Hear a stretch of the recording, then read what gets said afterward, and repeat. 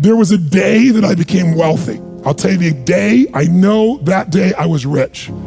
I was broke, I was pissed, I was angry at everybody else but who? Myself.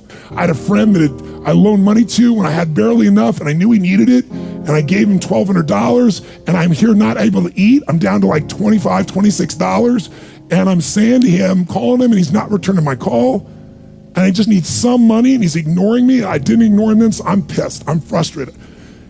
In the midst of all this, I'm also pragmatic. I got 25 and change, call it $26. What the hell am I gonna do? I don't have any plans for economics. I got overhead that's crazy. I'm living in this little tiny apartment, 400 square feet in Venice, California.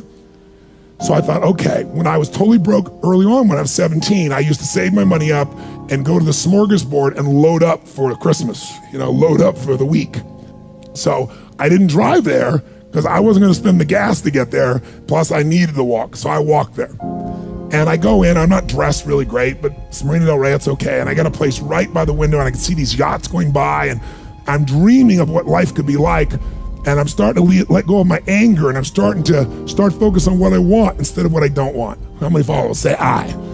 And that shifted me just a bit. And now I'm eating, which shifted me a lot. And I got this giant plate stacked up, and I don't know what the amount was. It was like, whatever, it was $6.95, $7.95, right? So I'm gonna do this, I could probably do this 3 or 4 times, right? Somewhere in that range. As I'm finishing my meal, this little boy comes in, dressed in a little suit.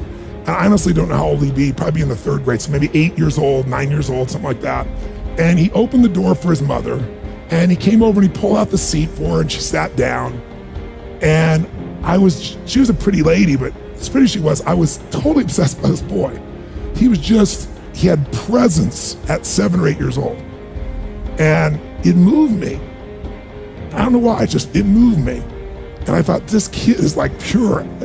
I want him to always be this way. He's such a good kid, he's a giver.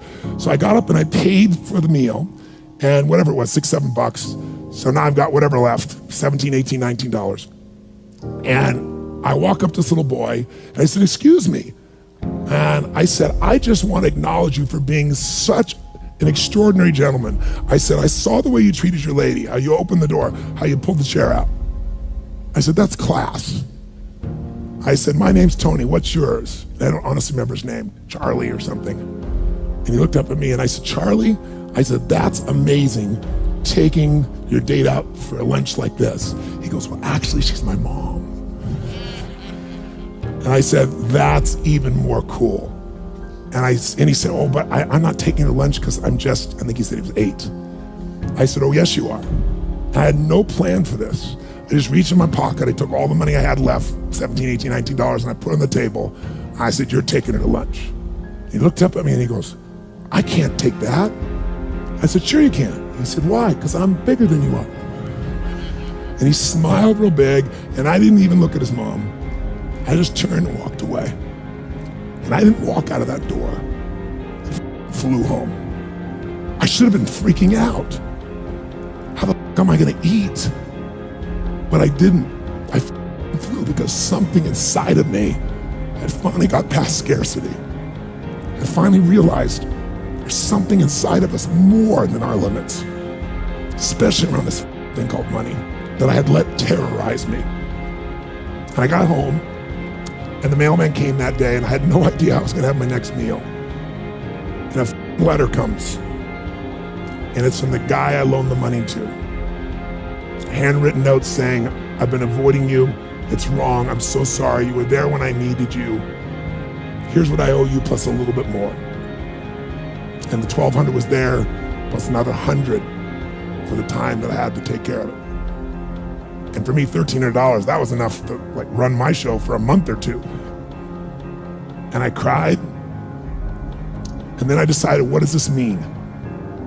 And I thought, this means that whenever you give, it's always gonna come back, so you don't have to ever think about that again. Just give, and the rewards will be greater than you can ever imagine. I don't know if that's coincidence, but I decided to believe that day was a blessing when I became rich. And I can tell you honestly, I've had tough days in my life, economically, emotionally, like all of us, but I've never gone back to that Scarcity, I never will. The secret to living is giving. Do it when you don't have it, and I promise you, scarcity will leave your life.